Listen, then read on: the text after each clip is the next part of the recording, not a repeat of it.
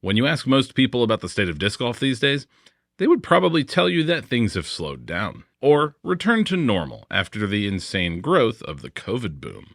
During that COVID boom, new manufacturers were popping up on almost a weekly basis, pumping out mold after mold after mold. Easily the best example of this is Lone Star Discs. Their first disc was approved in September of 2020, and they've gone on to add a staggering 51 approved molds in just the past 5 years. But only one of those arrived in 2025. There's also rumors circulating online that Clash Discs have ceased operations, which is why new companies like Grassland Discs are getting creative and finding less expensive ways to get into the disc golf market. And these are our first impressions. Hey everyone, it's Greg from Six Sided Discs, and if you haven't heard of Grassland Discs, you're not alone. Despite my attempts to keep my finger on the pulse of disc golf manufacturing, products, and more, I didn't know they existed until just a few weeks ago. Now, as we've discussed in this series and in our other videos many times, disc golf manufacturing ain't cheap. Injection mold machines cost hundreds of thousands of dollars. Then you have the mold itself. Steel molds cost tens of thousands of dollars, so you might opt for an aluminum one to save money and only spend a few thousand. But that could break any day, and you're back to the drawing board. So what is a new manufacturer to do? Well, 3D printing, of course. 3D printed discs are becoming more and more common. Printers can cost just a few $100s each. Spools of filament are $10 to $30 or so, and each printer can pump out about one disc per day. That makes it fairly easy to scale, inexpensive to prototype, and is obviously one of the reasons we've been seeing so many 3D printed discs popping up across the market. From NSH Customs a couple years ago, to Forge Discs last year, to Good Tree that we'll be looking at in about a month or so, and of course today with Grassland. There's plenty more for us to learn about Grassland, but first, why don't we begin by taking a look at their first disc, the Chickity. Rated at 2303, the Chickity is an overstable putt and approach disc designed to deal with the strong and swirly winds of Saskatchewan, Canada, where Grassland Discs are based. The Chickity has a familiar profile, similar to a Zone or perhaps a Zone OS. It's definitely deeper than a Zone, but maybe not as chunky as the Zone OS. And it has a familiar flat top like many overstable approach discs. And this is a common characteristic of 3D printed discs. Almost all 3D printed discs are printed upside down, as it needs to build that entire disc from that first layer. This is also what gives the discs their distinctive surface texture. Essentially, it's the texture of the plate that they were printed on. And that texture is important because it's not only what will inform the visual appearance of the disc, but also how it feels in your hand. If we compare the texture plate that Forge Discs uses, which is a smooth micro texture plate, Grassland is opting to use more of a standard texture plate. And while there's definitely a difference in feel, there isn't really that much difference in overall grip. The Chickity is also the only disc in the Grassland lineup that currently comes in different plastics. Here we have their standard TPU, which is rated using the durometer scale that we talked about in our Third Coast Discs video. These are rated at 95A, or in disc golf terms, not that hard, but not that soft either. And we also have their Nocturnal Glow TPU, which at first glance looks like it's printed on a slightly different build plate, or perhaps with just a different surface pattern. When you're getting set up to do a 3D print, you can actually choose different types of printing patterns, and how the nozzle moves will affect how the plastic looks. This is something we've been doing with our 3D printed mini hexagons. Here's one pattern called concentric, another called octagram spiral, and this is called monotonic, where it basically just goes back and forth. It doesn't affect the texture so much as the overall appearance. We debuted our mini hexagons at Disc East, and they were a huge hit, so we'll be bringing some along with us to Disc South, and they'll be on our website soon after. Anyways, that's enough about the plastic. Let's get this Chickity in the air. And the Chickity can be summed up with one word: beef. Regardless of the plastic, and regardless of the angle, whether on forehand or on backhand, the Chickity fades, and does so aggressively. So the Chickity is an overstable approach disc that checks all the boxes, and it's a promising start for Grassland Discs. Grassland Discs is based in Saskatoon, Saskatchewan, in Western Canada, named after the rolling prairies you'll find surrounding Saskatoon. As part of our research on Grassland Discs, I spoke with their director of design and production, who's also the founder of Grassland, Steve.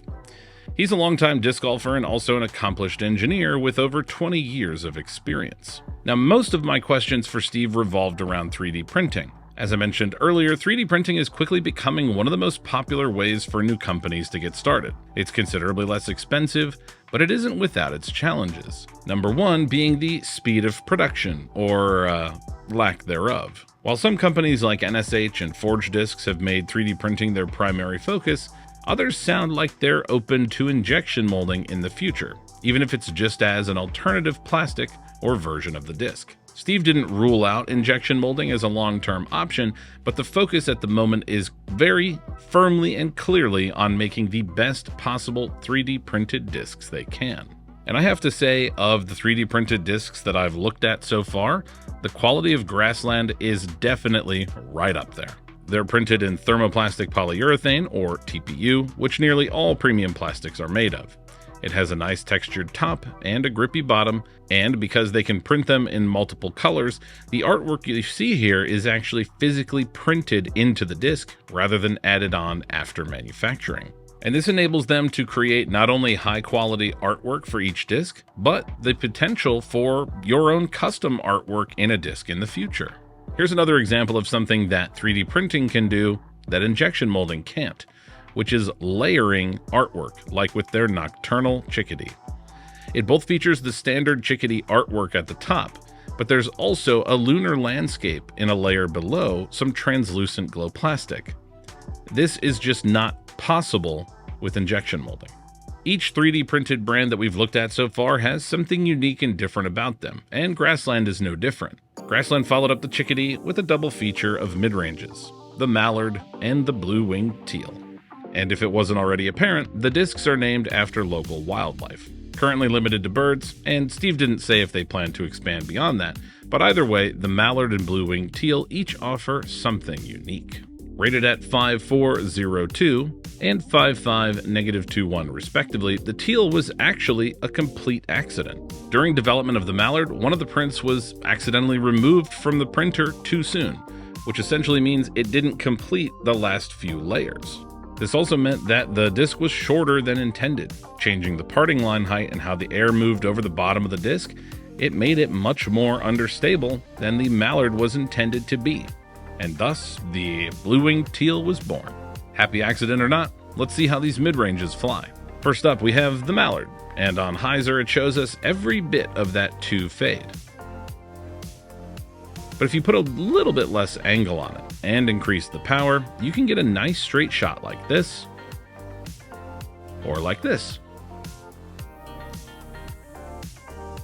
And I've always preferred my forehand discs to be pretty flat, so I thought we should give that a try as well. And the Mallard doesn't disappoint, quickly fighting out of a slight anhyzer to get back and fade with ease. But making a completely flat disc have some stability and low glide isn't the hardest thing Grassland Discs will ever do, but finding understability and just the right amount, happy accident or not, can be tricky. But from a slight hyzer, the blue-winged teal flips up, drifts a little bit, and fades back gently. On a similar angle and with a little less height, it can do straight hyzer flips that finish on turn. And of course, if you pull it over on anhyzer, it's happy to hold that angle for the whole flight. Considering both of these mid-ranges are completely flat, I think they flew really well, and they had maybe more glide than expected. But the elephant in the room for 3D printed discs is inevitably, or already is, dome, or lack thereof. Now, it's not impossible to print 3D printed discs with dome. In fact, NSH Customs has done this. This here is a 3D printed domey disc. And Steve is confident that they can figure that out. Whether they do it in time for their next disc, their first driver, time will tell. But for now, if you want a Grassland disc, you'll have to settle for the flat and reliably beefy Chickity, the flat and straight dependable Mallard, or the flat, versatile blue-winged teal. In addition to their first driver, Grassland also has plans for this year to grow, both internally and externally, with their first sponsored players. You can learn more about these discs, Grassland's commitment to ethically and sustainably sourced plastics, and much more at grasslanddiscs.ca or at the link in the video description. Have you thrown Grassland discs? How do they fly for you? Let us know in the comments below. And also comment below your thoughts on 3D printed discs in general. Do you think they can compete with injection molding, or are they just a low-cost way to get started? For Six Sided Discs, I'm Greg. We'll see you in the next one. And this is a common...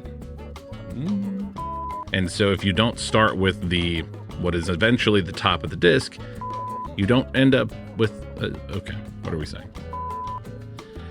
Okay. Chickity, maybe try one of these on like Anheuser just to see how quick it fights out. It's like up a little higher kind of thing. You want to know what's cool about the Chickity? What? Sounds like it says cheeseburger when it calls. Oh, okay. Yeah. So next time you're in the woods and you hear this, think of a cheeseburger.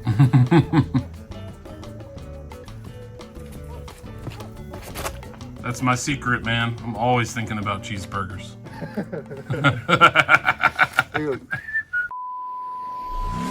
If you like this content and want to see more, please consider liking the video, subscribing to our channel, or becoming a member.